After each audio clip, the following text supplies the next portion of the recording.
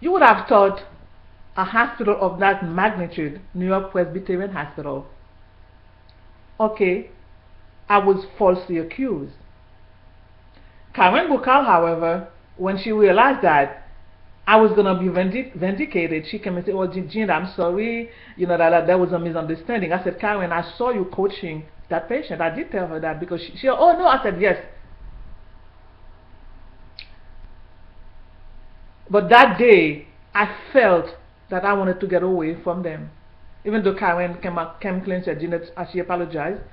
I didn't mean anything because later on she would have done something else because all they wanted to deflate my happiness. I was always happy. So I decided not to remain on the unit because I was never I was never in trouble with the law. I was never in prison, and my mind was I had criminal, you know what I'm saying, thoughts in my mind, and it's beneath my dignity. So as a result, my blood pressure had skyrocketed.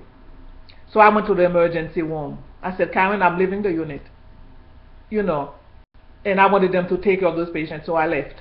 Oh, Jeanette, you're gonna call Noel? I called Noel, and tell Noel that I didn't feel that I wanted to stay. She was like, well, Jeanette, you know, what do you want to do? You want to go home or you want to go? I said, I'm gonna go to the emergency first. So I went to the emergency. My pressure was 195/90. That was borderline for a stroke. So I stayed there, and my doctor said, well, Jeanette, you need to take a few days off. I don't have high blood pressure. I don't have diabetes. I don't have anything. But I was so pissed off that day because I couldn't do what my mind was telling me to do. I'm not a criminal. I was never in prison, and I wouldn't know how to survive in there. So I decided to get away from them.